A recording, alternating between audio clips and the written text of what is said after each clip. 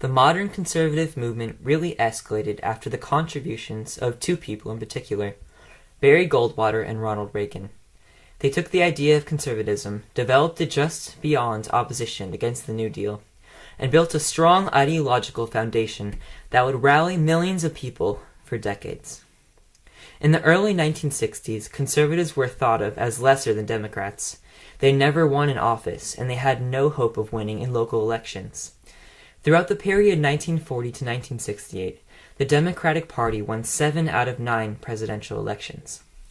The Cold War was underway, and people had a legitimate concern about America's power in foreign affairs.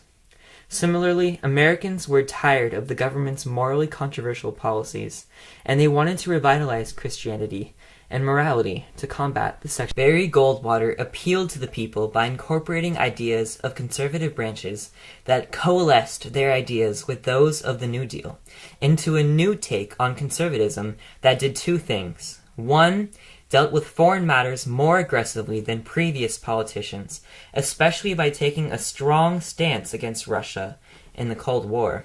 And two, demanded opposition to arising social issues in the sexual revolution. In his book, The Conscience of a Conservative, Goldwater laid out policies that essentially became the conservative Bible. He popularized breaking away from the economic and social dependence on government by making the free market system stronger. He wanted the state to hold more global power and invest in preventing crime. He took a stand against abortion and wished to enforce praying in public schools. Despite the fact that he suffered one of the worst defeats in the history of the presidential elections, his campaign never stopped focusing on basic conservative principles, like the importance of the Constitution and the benefits of limited government, and his dedication inspired future conservative leaders like Ronald Reagan. President Carter's policies deterred people from siding with the Democrats, as they were unsuccessful in eliminating debt and inflation problems.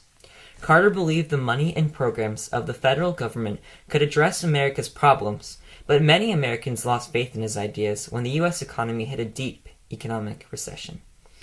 Ronald Reagan was a major factor in popularizing conservatism when he coalesced different conservative branches in the Reagan Revolution.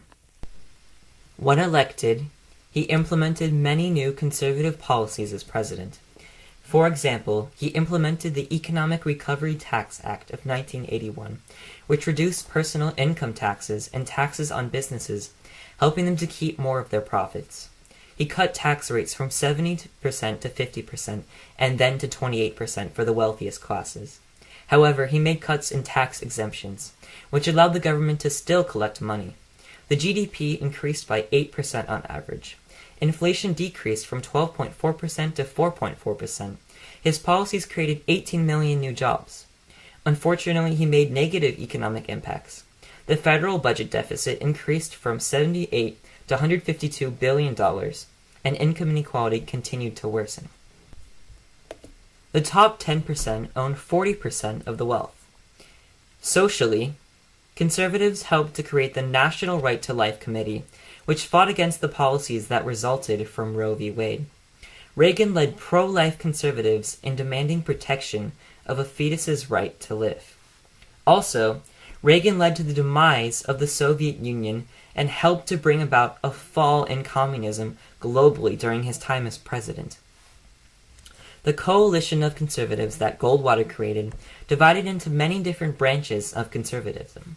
Today, one of those branches, the Tea Party, which is huge on national security and freedom from government intervention, has become prevalent in American politics, and neoconservative values are prevalent in Ted Cruz's policies, which are strong about supporting a free market and interventionist policies. Republicans generally want to lower taxes and give control to a free market and less power to the government. Many conservatives in office today have similar policies to those developed by Reagan and Goldwater decades ago. Republicans have control over Congress.